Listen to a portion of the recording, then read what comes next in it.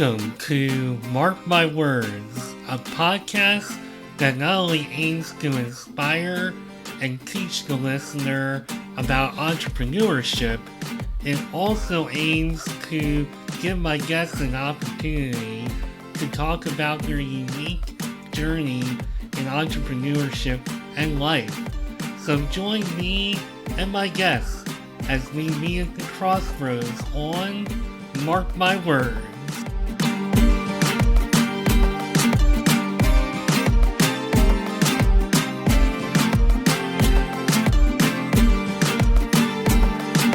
So today on Mark My Words, I have a guest who has such a well-rounded, how can I put it, well-rounded resume, for lack of a better way to put it.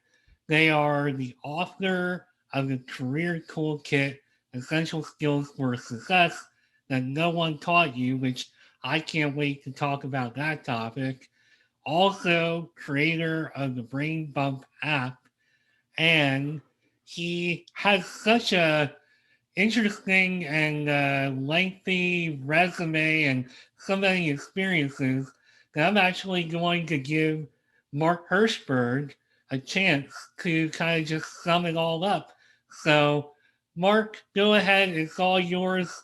Sum up your life and your career. Well, thank you. Thanks for having me on. So let me give you a quick overview of some of the things we're going to touch upon today. When I first came out of MIT back in the 90s, I started out as a software engineer and I quickly got into startups. It was a dot-com era, and I love startup companies. I've done a whole bunch of different things, from cybersecurity to labor markets to other types of marketplaces, online advertising, media. I've tracked terrorists and criminals on the dark web. I've helped a couple Fortune 500 play startup, whole bunch of cool things.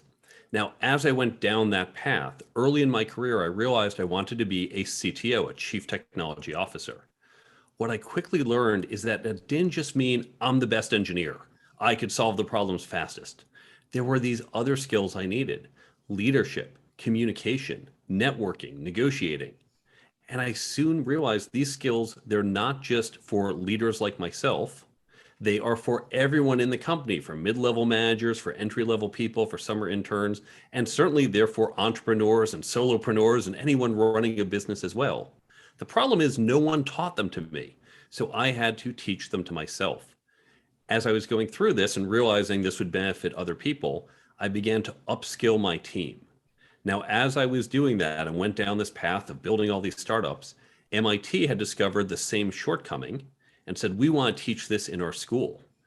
When I heard about that, I reached out and said, I'm happy to give you the content I came up with. And I thought that would be it.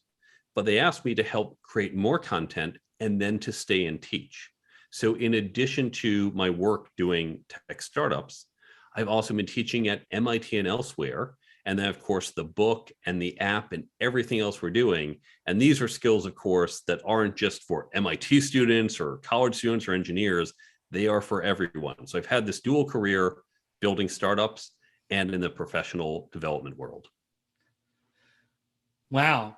And that really, I know a lot of what your book is about. A lot of what you just said there really ties into that and then some. And that whole topic is something I can't wait to talk about. And I know that we will get there very soon. But first, something that I always kind of start off the show with my guests is to kind of go back, all the way back, if you can remember back that far, and talk about, so looking just at like perhaps your LinkedIn profile, looks like you majored in like physics and then you got into like engineering. Are any of these things, like, were they things you were passionate about growing up? Or did you just say, as you were getting ready for college, you're like, oh, that kind of somehow fits who I am? How did you wind up on that path? Great question. When I was 9 years old, my older cousin was talking about what he was learning in physics in high school. He's talking about black holes and time travel.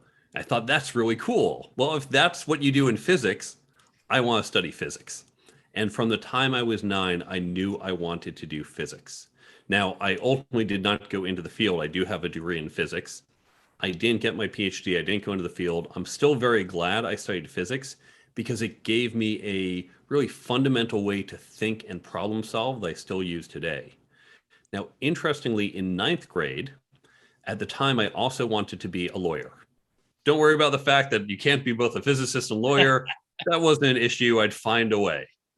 I wanted to be a lawyer, and for my ninth grade elective, there was a course called Justice. Okay, well, that's what I want to take as my elective.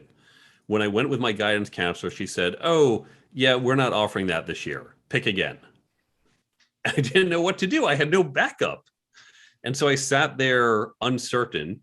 And in one of the few moments in my life where a guidance counselor was actually helpful, she said, "Why don't I sign you up for computer programming one?"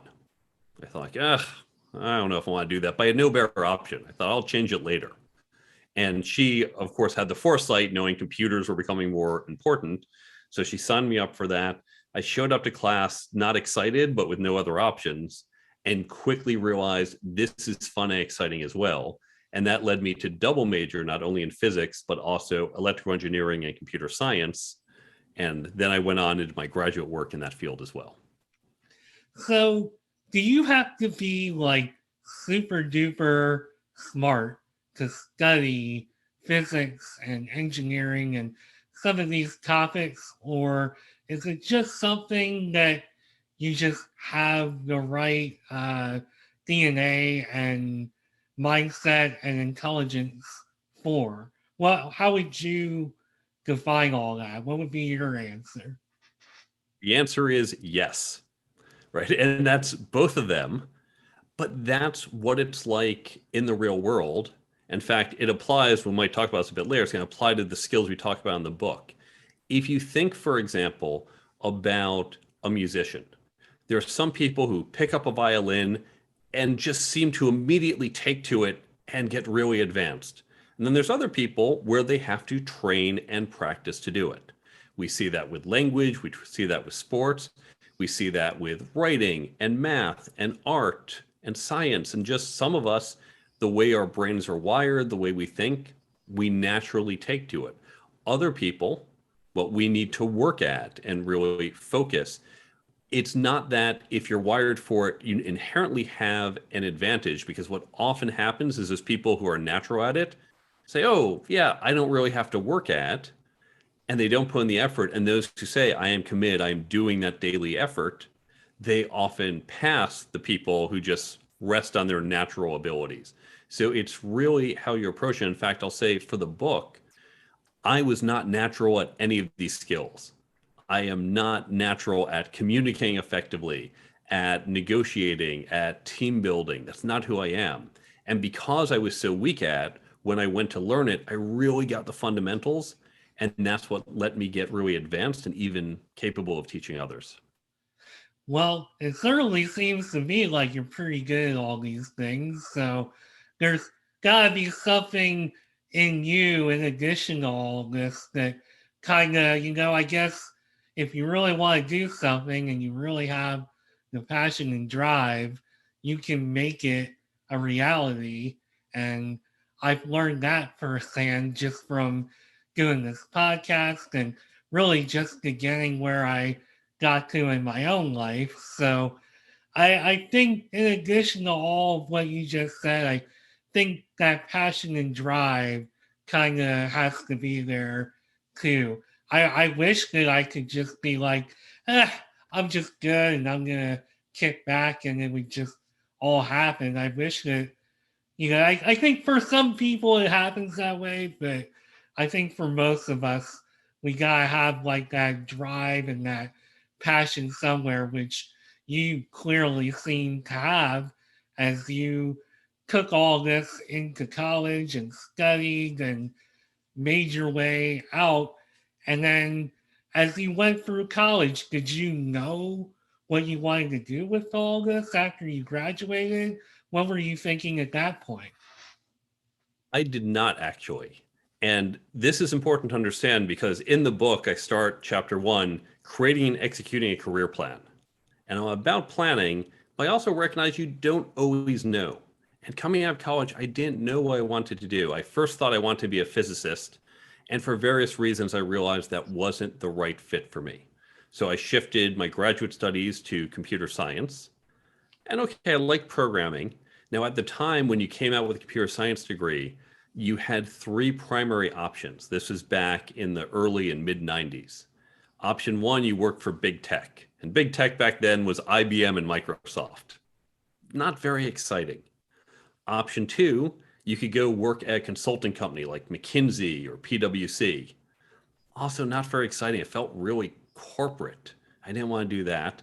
And the third was Wall Street. Well, that's even more corporate. I knew I didn't want to wear a suit, and none of these sounded like good options for me. So, with no other choice, I kind of just bounced around a bit. I spent a year working as research staff at MIT. That was my way of hiding out from making a decision.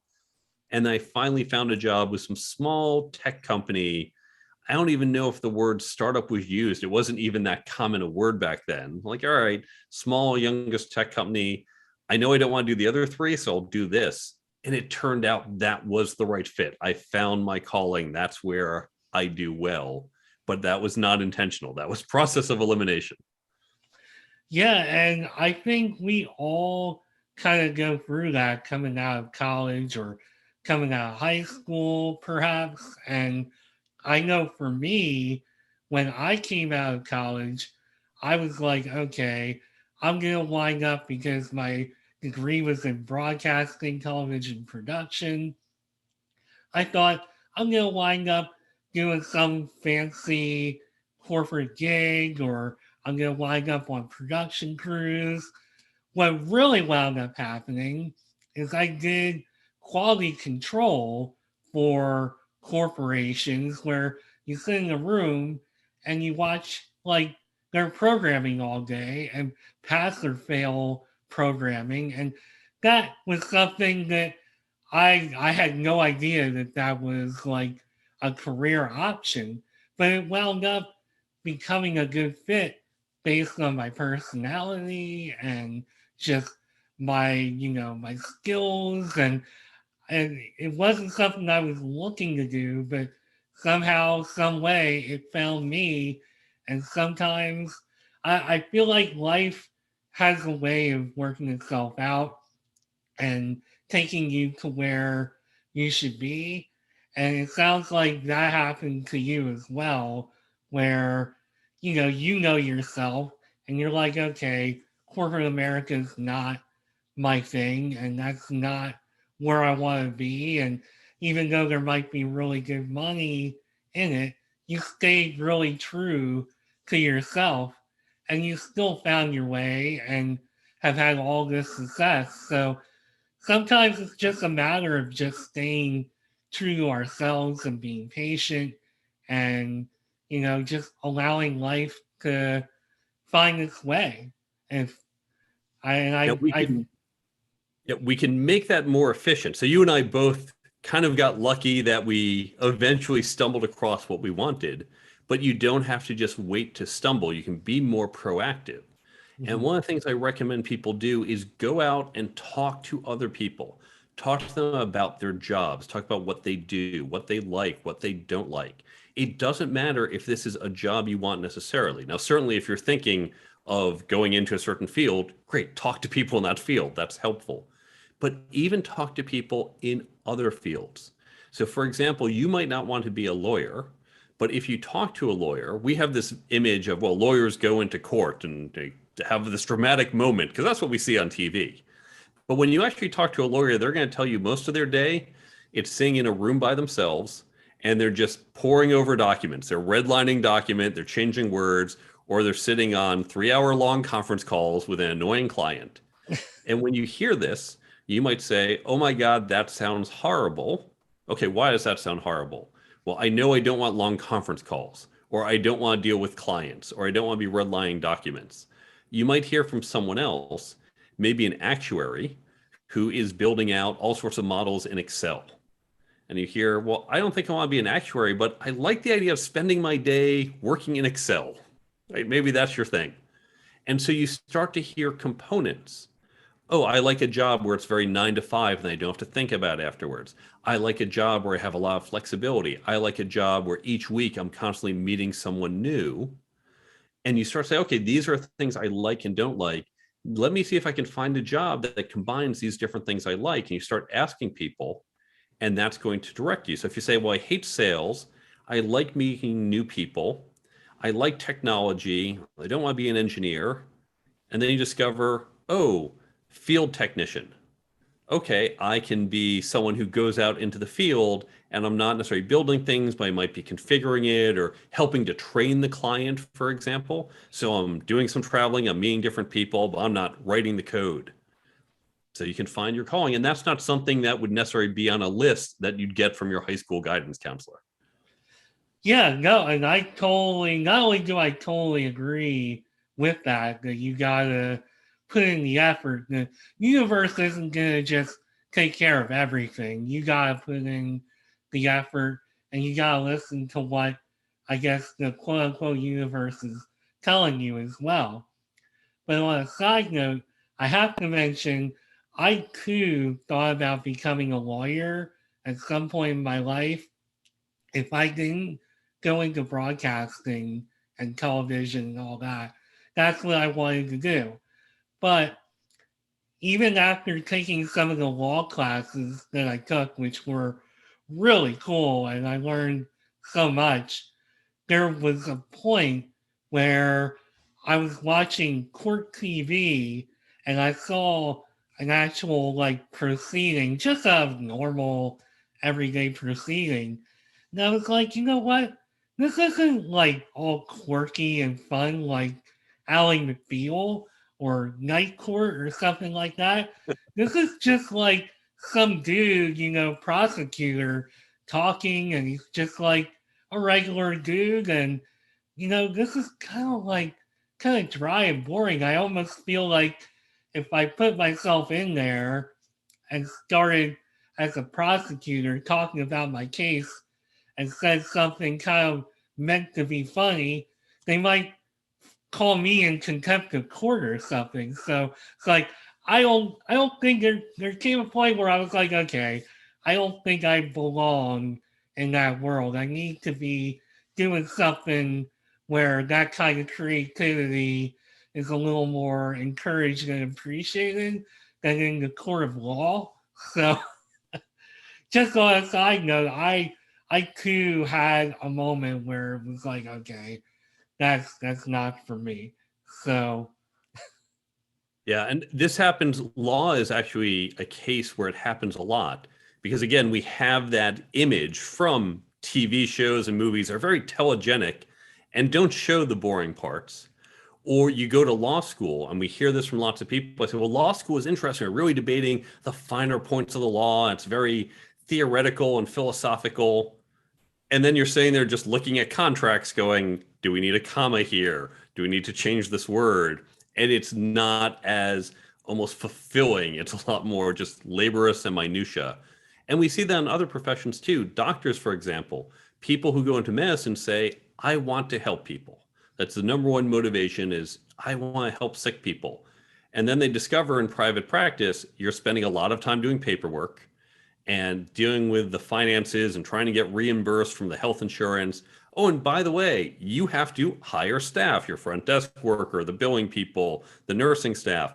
Did you know you had to sign a lease? And where do you want to put your office, here or there? And this is more expensive, but is it worth it? They don't talk about that in med school. So there's a whole bunch of other things. And of course, solopreneurs, as many people in your audience are, you discover there's all sorts of little things you have to deal with. Now, we can outsource a bunch of that. You might not be doing your own accounting. You can hire an accountant, but still, you have to deal with your accountant and you have to keep your records and then talk about why you should do this versus that. That's not what you went into graphic design for or consulting or whatever you do. So there's a lot more in the details. We need to make sure the details don't pull us down. and I think kind of coming off of that to just kind of relate to your point, I really, as much as I would want to go through the training and the school and become a lawyer, what I really would want to become is a judge, because I think I would love being a judge, but there's a lot of steps I would have to take in order to become a judge. And I don't really think I want to do that. So I probably chose the right path for myself rather than doing all that and doing a lot of stuff that A, I probably wouldn't have liked, and B, probably not qualified for. So, I guess here we are. And we see that a lot with some people where they say, for example, I want to make lots of money.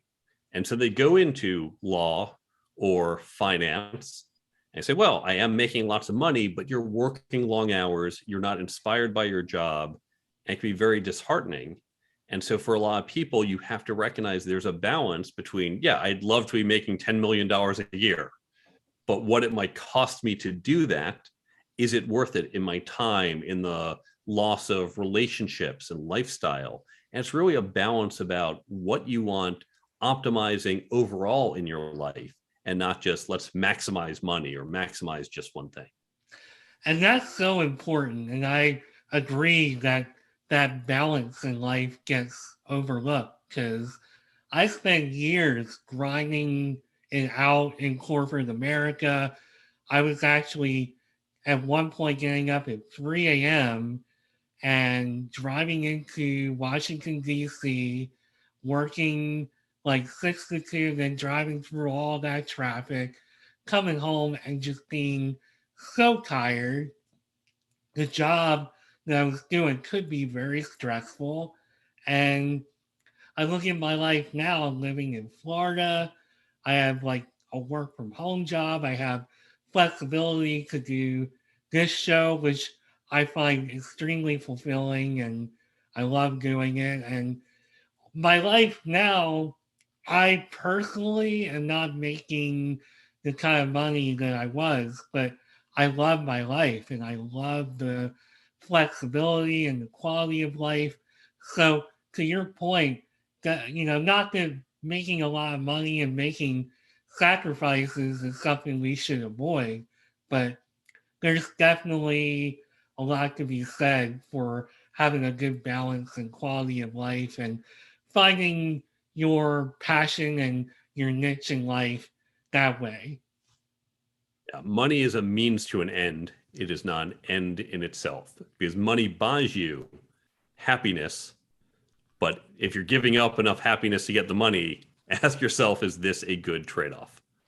And those are very wise words. I knew I was going to love this conversation. And I actually, before we get into some real good stuff, like the heart of what you're about now, I have to ask, so you got out of college and you started working in all of these non corporate jobs and were just doing what you do.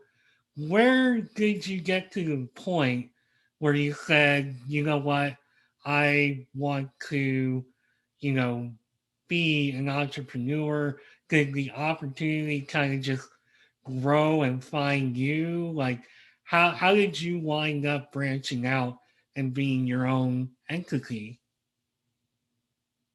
There's some people who say, "Oh, it's in me. I want to be an entrepreneur. I want to be my own boss," and that's not true for me. I was at tech startups. Now, I very quickly became very senior. Partially, there was good timing. Partially, it was my own drive. Partially, it was because I know when at a startup, so the tech startups I do, where it can be as small as tens of people to start. I've even joined when it's been single digits to hundreds of people. If I'm not one of the top people, I don't have a lot of visibility or influence or control over where it goes. And that means I don't control my own destiny. I don't control the company culture. I don't control certain other things. But I didn't have to be the CEO having the final say on everything. That was not important to me. So I was at first joining other companies, but in between, when I would leave a company, I would consult. I've worked as a fractional CTO or fractional CPO, so Chief Technology Officer, Chief Product Officer, where I might go into a company for 3 months as an interim person, or I might do a certain number of weeks for an extended period of time, again, as an interim person. So in that sense, I was a solopreneur, an entrepreneur on my own. I always just thought, well, when I find the right company, and again, going in at person number 7, to me, okay, I might not technically be a founder, but I am building the company, and that's was really the value for me. These days, with my app, with another company I'm building right now with a former colleague of mine, so I'm doing it from the ground up, but that was never in of itself, I have to do it. So, as you were working through the CTO roles, I mean, it almost kind of looks to me like you took on more than one at one time. What was that like trying to juggle all of that all at the same time? I definitely have throughout my career done sometimes multiple jobs. I don't mean I have 2 40-hour week jobs. I don't tell them about each other. For example, when my last startup wound up shutting down a couple of years ago, nothing to do with necessarily our finances. We had an issue with one of our partners. There are now pending lawsuits. Said, okay, well, this timing is actually good because I was working on the book. And a book, like any other entrepreneurial venture, you can't just say, well, if I build it, they will come. If you ever do a book, don't just say, okay, I'm done with the editing, cover design, press print or upload or whatever, done. You have to go out and market it. You have to sell the book, just like you have to sell your services. So I knew I had to put time in for that. I didn't want to take a full-time job because I needed significant time to market the book and my speaking and the other things. But I also needed income. Books, by the way, are not how you make money. No author, unless you're Stephen King, you're not making money from your book. Most people do a book like mine. The way they make money is they're an executive coach. They're some type of consultant, but that's not the work I want to do. I don't want to be an executive coach. And my book has very little to do with the day job as a CTO. I said, all right, I want to promote the book. I want to get out there to help people, but how do I also make some money? So I went to the fractional CTO work, and I would have a few clients that would be anywhere from 10 to 20 hours a week. I could have a couple of those and then some additional time for the book, for the app, for the speaking, and together it worked. And on one hand, there's a lot of context switching. There's a lot of, okay, you and I were just talking in this company about this project, and then a few hours later, I'm on some different company and a different project. And I have to, what are the things I have to remember over there? So there was that overhead. On the other hand, you learn things in different disciplines, whether it's, oh, here's a good vendor or tool or technique that I can apply to others, or even just ideas and concepts that I get doing one thing that could down the road be helpful in the bigger picture. So, before we get into how you're helpful with the bigger picture, a question that popped into my head and something that I think you'll probably have expertise on better than a lot of us. What's the difference between a startup that succeeds and a startup that folds? You know, I'm reminded of the opening of Anna Karenina, which I'm not going to get exactly right, but I believe the opening is something like, all happy families are happy in the same way, but unhappy families are each unhappy in their own unique way. To do a startup and be successful, you have to get a whole bunch of things right. Now, I'm talking a lot about the startups I do, not as solopreneur, but we're going to get people and raise money. We have to find a team of people who have complementary skills. We have to be able to work together. We have to create a good culture. We have to hire people. We have to build the right product. And of course, that takes a couple rounds of getting it right. We have to market it right, find customers, get the right financing. We have to get the timing right. You have to hope you just don't have any adverse macro events. You don't want to start, for example, if you're doing a conference company, we're going to launch in April 2020. Boy, was that bad timing. And you could fail through no fault of your own. That was just really bad timing. So all these things have to line up to go right. To get it wrong, you can't find customers. You built the wrong product. You can't get financing. You had bad timing. You get into fights with your colleagues. You create a bad culture. There's a whole bunch of things you can do wrong. And doing it right doesn't in and of itself guarantee success. Creating a great work culture, that's good. Bad work cultures are toxic and will drag you down. But good work culture itself won't work if you don't have a good product. So there's one way to do it right and a whole bunch of ways to do it wrong. And actually, let me just be clear. I don't mean there's only one way to build a company, but it's getting these things right, and there's different ways to get them right. Well, thank you for sharing that. And that may have been a little bit of a selfish question on my part because I'm currently working for a startup. I've never worked for a startup ever. All of my experience, I think for the most part, has all been in corporate America. So some of the things he said there, I'm like, just little bits and pieces of that I think I can relate to or see in my own experience. I mean, I'm at this point just kind of a cog in the machine more than anything, but startups can be pretty small, so it doesn't take a whole lot to see the bigger picture. And I personally found what you just said to be like relatable and just something I've experienced myself. So whether I would actually start a startup, that's a whole nother question for another time. I don't know about that, but I kind of like the kind of thing I'm doing now. But let me get the train back on the track a little bit because I really want to talk about your book. When did you get to the point where you said, I have all this knowledge and expertise on all these topics that I could turn into a book? Like when did you get to the point where you had that aha moment and started working on that? Now, I'm a person who, in the book, I say you should create a plan. You should have a career plan. But I also very much emphasize your plan can and should change. And it's not static. Don't say, well, that's my plan. I can't deviate. Update it when things come along. I wasn't planning to teach at MIT. I was planning to do startup companies. But then that opportunity came along, and okay, I'll teach. For many years, I was encouraging MIT to do two things. Our class is very hands-on. It's not us lecturing at people. It's interactive and it's learning by doing, which is a great way to learn these skills, but means our students aren't taking a lot of notes.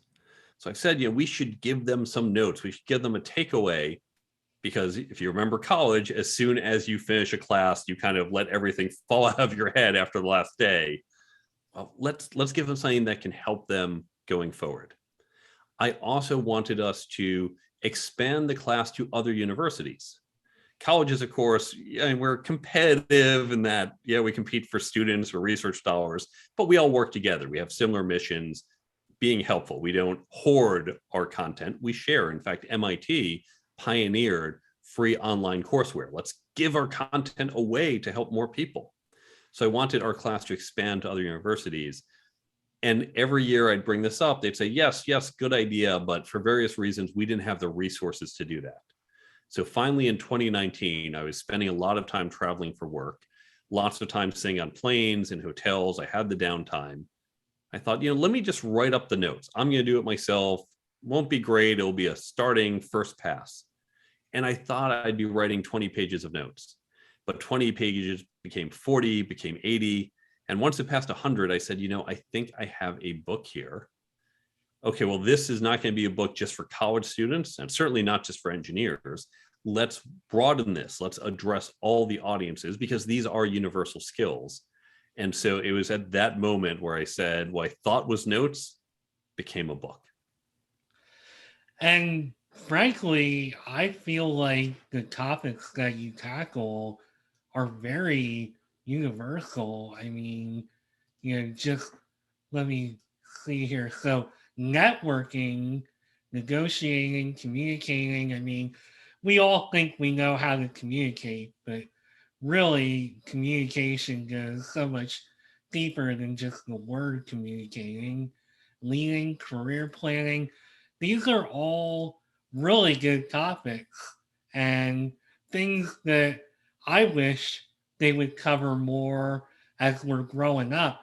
Because, yeah, there's a foundation, there's a certain formula for, grammar school, high school, even college. But, and college is supposed to be like a different experience. You're supposed to be a little more enriched with your education.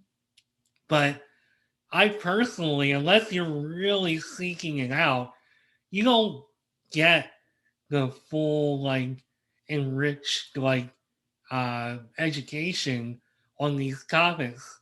Not until you get out in the real world. And I I let me just ask if you, and you'll probably say yes, but or maybe I should even rephrase that and say, when would be a good time to start learning these skills as we grow up? Good question. Now, you've noted these are helpful universal skills, and I didn't just pick them arbitrarily. This comes from studies done by universities, by other groups who have surveyed companies and said, what are the skills you want to see? And these are what come up consistently.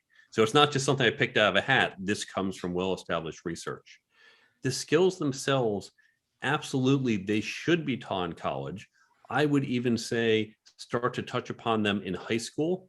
We could even get to some of them, just really the starting the basic concepts in middle school. And the thing about these skills, there's no endpoint. There's no, okay, I learned algebra. I took however many years or semesters of algebra, and now I'm done. I have all the algebra I need. There's no point where you say, I've learned everything about leadership. People do their PhDs on leadership and then go on to do more research papers. So the key thing, the most important thing when teaching this isn't, we're going to teach you everything you need to know, but rather expounding upon people. Here's the importance of this skill. Here's the fact that you can learn the skill. Yes, there are natural leaders, but there are also non-natural leaders who said, I don't do it naturally, but I will learn it and I will learn to do this well. So if we can instill that in people, this is a skill, it is important, you can learn it, here's the first few steps, then we have put them on a path where they can continue to learn on their own, even if we can't give them as much formal training as we'd like. Well, just from my own experience, I mean, let's pick out networking, for example. It took me, just for my own judgment, until I got to like my late 30s. I'm in my early 40s now. So, late 30s, early 40s is when I feel like I really started to learn how to network pretty good. I may have gotten it right here and there through trial and error. And believe me, there was a lot of studying up and reading and failing and succeeding. And I feel like I didn't get consistently good until I got older. And even then, I could definitely use more of an education. And I feel like if I had had that background and just had some kind of background, maybe 10, 15 years earlier, that could have been like life changing for me. Same thing with like how to lead. I feel like I'm a pretty good leader and I know how to like I guess press the right buttons and to finesse things the right way. But again, I'm not sitting here thinking that I'm just this, completely born, natural, really great leader. I had to learn a lot of stuff from like maybe a boss or two of mine who I'm thinking of two people in particular who really taught me some good skills. And I had to just kind of learn just by being put in the situation. And I mean, it's all stuff I feel like could maybe be taught sooner and, could really help people and make a difference. And that's why I love what you're doing with this book, especially. I think is a really great tool, and I think it's going to help a lot of people, and hopefully is already helping a lot of people. Let's look at an example to what you're pointing out about the value of getting this early. So let's consider this hypothetical example. You're 25 years old. You go out, you have a job offer for $60,000. Now, fortunately, you've learned to negotiate. So instead of just taking the job as is, you apply some of the negotiation techniques you've learned and you negotiate for $1,000 more. You go from 60 to 61. That seems pretty doable. That's not a huge leap. It will take you about 5 minutes of negotiating, maybe a few emails back and forth, and you just went to 61,000. If you do nothing else, if you stay in that job for the next 40 years, one single 5-minute negotiation just got you $1,000 more for 40 years. In 5 minutes, you just got $40,000. We're not talking about being the world's best negotiator. We're talking about getting just a little bit better. Now, of course, you're thinking, okay, wait a second. I'm not staying in a job for 40 years.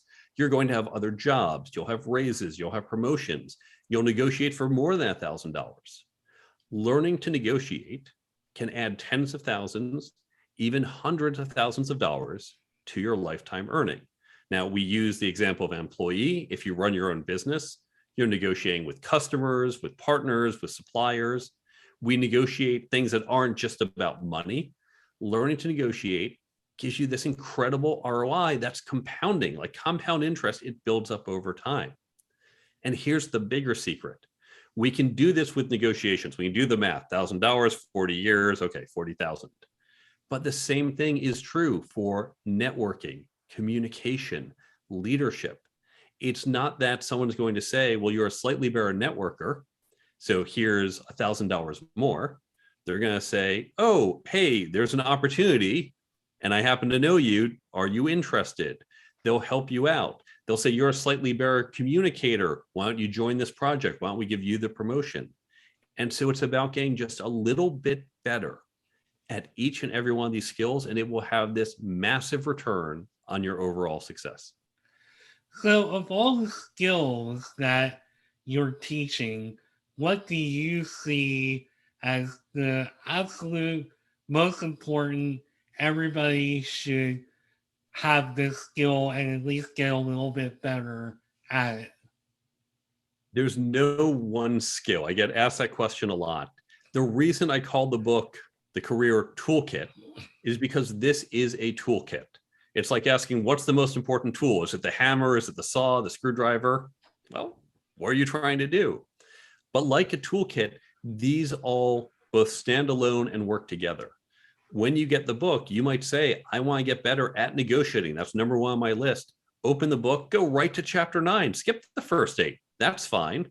And you focus on chapter 9 and you spend 45 minutes reading it. And now you've started to get better at negotiating. Then maybe you go back to chapter 4, leadership. You work on that next. You don't have to read it in order. But like your toolkit, where obviously when you use the hammer and the saw and the screwdriver, you build a much better product than just using a saw. These tools do help reinforce each other and together allow you to create something even bigger than the ones individually. And not only was all that so well said, it really just all makes 100% sense, like everything that you're doing. Because to your point, the hammer isn't more important than the screwdriver. But if you want to improve your skill with the hammer, that's something you take out of the toolkit and you work on getting a little bit better. And yeah, that I'm like sitting here, I'm like, well, that's a wrap. Well, But now, of course, we also have the app to help you, because here's one thing that happens with books. You read a book, you say, wow, there is some great content here. There's great tips. I love it. And then as soon as you finish the book, you forget it all 2 weeks later. And that's not helpful. I'm not trying to get you to buy the book. I am trying to help you improve and be more successful. Now, the book is one way to do that, but to help you out, I've created a couple apps. The first is the Career Toolkit app, and it's free on the Android and iPhone platforms. With the app, it takes highlights from the book, and you can use it one of two ways. The first might be, hey, I'm about to go into a negotiation. What were those tips in the book? We'll open up the app, flip through it, and that's going to help prep you for the negotiation. Or right before you go into a networking event, you can get the content just in time when and where you need it. The other way is you might say, I want to improve my leadership. There's no one moment where I say, I'm about to lead now, but not after that. These are more continuous skills, and even networking and negotiating, you want to keep it top of mind. So the app, you don't even need to open it. Each day at a time you set, it will pop up one of the tips. So let's say 9 a.m. as you go into the office each day, you get that little tip, it pops up, you go, right, that's a good tip, swipe it away. And just 2 or 3 seconds a day helps keep the content top of mind. You keep seeing it, uses a technique called spaced repetition to help you retain it. So that's the Career Toolkit app. We create a more general version as well called Brain Bump, also free on the Android and iPhone platforms. And with Brain Bump, you get content not just from my book, but other books and podcasts and blogs and talks and other people as well. And so you get the same benefits, same usage, but even more content. I'm going to actually use these apps because these are all topics and skills that I know are really important to me personally. And they're things that I'm always striving to get a little bit better at. And again, a little bit better is becoming more and more of a theme here. And would love to become a better negotiator. Like a little bit better for me would be a heck of a lot better than what I've done. I think there's one job interview I went in for like a government job, and they asked me, and I hate when people put the question on me like, oh, what do you think you should be making for this job, rather than just saying, okay, this is the salary. Well, can I make like, 1,000 more or whatever? Okay, cool. Or no, you can't. This is the salary. No, they actually were like, what do you think you should be making? And I'm thinking, well, it's a government job. I have all this like skill and background. I gave them a number that they were like, all right, this is not like, CVS or some big corporation. I think that conversation, I don't know for sure, but I think that conversation might have actually blown the job opportunity, because I think, to be honest, I think I went about 20 or 30 grand higher, maybe even a little bit more than what they were aiming for with this job. And it's funny because I would have taken whatever they probably would have offered, but I overshot and did not get called back. So I could use a little negotiation help. Well, one thing you can do in that circumstance is to do your research ahead of time to try and get a sense of where they might be. Certainly, you'd want to anchor on the high end of that, but this way you might overshoot by 10,000 or so and not the 20 or 30. So I think, well, he's high, but maybe we can talk him down.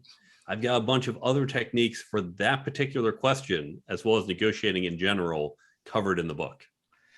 And I think that's something I really need to read, because I'm pretty sure that's the one situation that really sticks out for me, because I walked away, had a great experience, but I walked away. I'm like, I could not get that job. And I know that that was the reason, because I went at least 30 grand too high on the answer to their question. And it's just like, well, wait a minute here. I can come down quite a bit, but, I'm ambitious and I'm thinking, well, this is my shot to, get that big payday. And instead, I completely messed up. So I think an app and a book and the tools that you're offering, I think not only are valuable to me, I think are valuable to all of us because I think we all need that kind of a toolkit to, just the reminders and just to get a little bit better and to keep working on those skills. I think that's a really great thing that you're doing. And yeah, fantastic. I wish I had that like whenever that was 2, 3, 4 years ago. So Well, the good news we learned with negotiating, if you do it at 25, you get that $1,000 for 40 years. If you do it at 45, you're still getting $1,000 more for 20 years. All these skills, earlier is better, but early means today. So no matter where you are in your career, you can start building and improving these skills today, and you're going to get benefits for years to come. well, speaking of what's to come, can you tell me now you've got the book, you got the apps going on. What's next for you? Are you thinking about doing anything to in addition to what you're doing? Do you have any other CTO opportunities? What's going on with you in the future? I've got a number of things going on. I am still doing fractional CTPO work, Chief Technology Product Officer work. So I'm doing some of that. I'm in the process of launching a new startup with one of my former colleagues. So we have that going. I've got the book is out. I'll go on podcasts and talk about it. I'm doing a lot of speaking, and especially we're recording this in the summer of 2022. We're getting back to more in-person events. So I'm doing a bit of traveling and going out speaking to corporations and associations and conferences. And then with the app, we have it out. Now the app, it's like Netflix. Netflix doesn't just say, well, we have these shows, hope you enjoy them. They always have to get more content. And on the app, we're relatively new, so we don't have as much content as I'd like. But like Netflix, we're adding new content every month. So I'm working on expanding the amount of content we have on there. So all those things are keeping me very busy. Fantastic. And I think that's really great to hear that you're getting out there and actually getting out in public and speaking and traveling again. I mean, obviously, there's still a lot going on in our world, but really great to hear. Boy, what a change from when I started this podcast a few years ago. So that's really great to hear, and really great to hear that you're continuing to just build on what you're doing. And, you obviously have the passion and the expertise and all of that. And I mean, yeah, I wish you nothing but continued success and growth in all those areas. So, um, speaking, I know you talked a bit about the availability of the apps and the book. Can you talk a little bit about how people can find you on social media, how they can work with you, etc.? Absolutely. I've got two websites. The first is thecareertoolkitbook.com. Now, if you go there, you can see where to buy the book, Amazon, of course, and other places. On the contact page, you can get in touch with me with questions or if you want to bring me into your organization. You can also follow me on social media from the contact page or elsewhere on the website. I put out new content each week. There's a bunch of articles.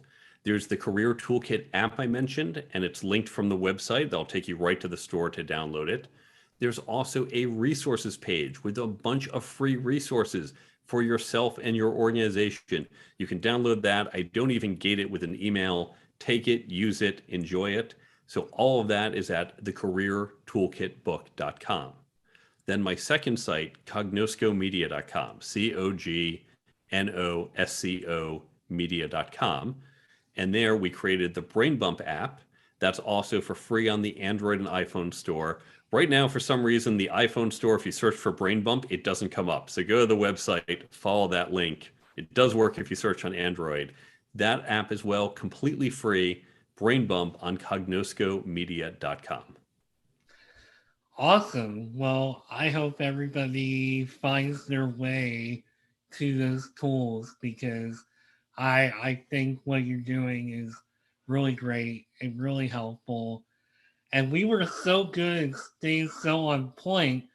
I didn't even get to ask you about being like a top ranked ballroom dancer, which is in your um, not your synopsis, but your author summary here on your site. How did you become like a top ranked ballroom dancer? That's pretty unique. MIT actually has a very good sports program. Now, we're not known as a sports school. No one's coming to watch our football games. But it turns out we're very good at sports that might not be standard. So, not football and soccer, but we had teams. I believe we had the number one bowling team in the country back when I was in college. Our rifle team and pistol team was very good.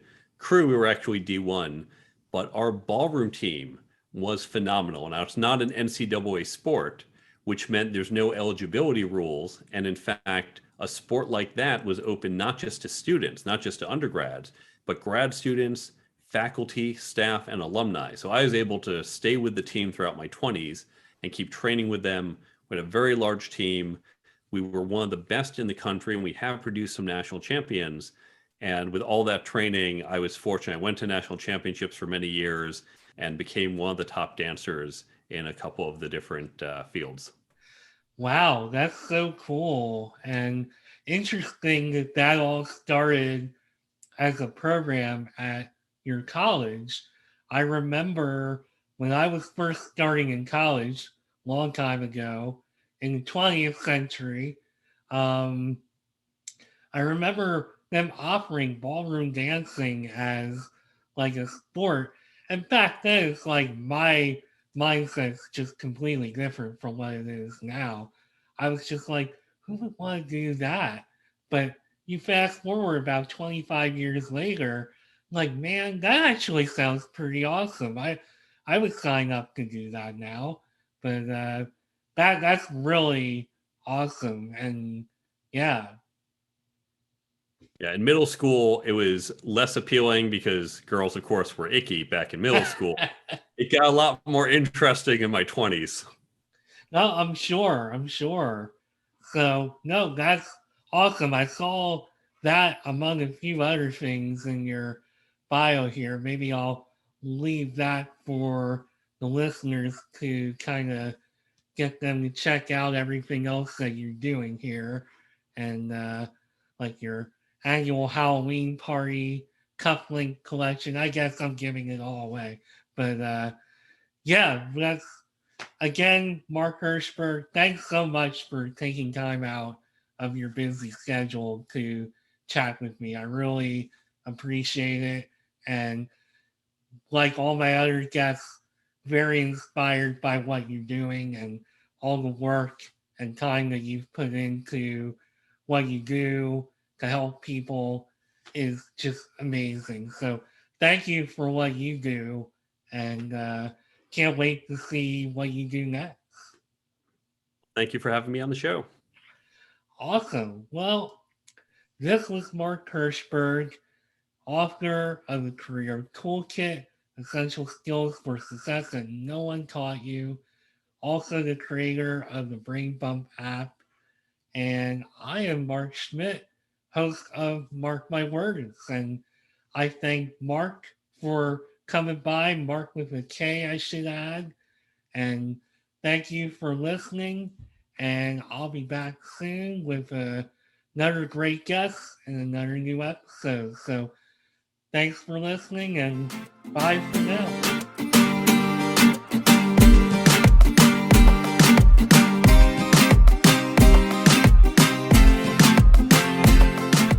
Thanks again for taking time out of your busy day to listen to Mark My Words. If you would like to connect with me beyond the show, you can find me on LinkedIn at Mark Schmidt, where I will be talking about entrepreneurship, careers, and anything else that is on my mind. You can also connect with me on Twitter and Instagram at Nimrod1979 and Nimrod79 respectively. This podcast also has a page on Instagram at Mark My Words. And finally, if you want to leave me a voicemail or check out what I'm up to with the podcast, come find me at podpage.com/mark-my-words. Thanks again for listening, and I'll be back with a new episode soon. Bye for now.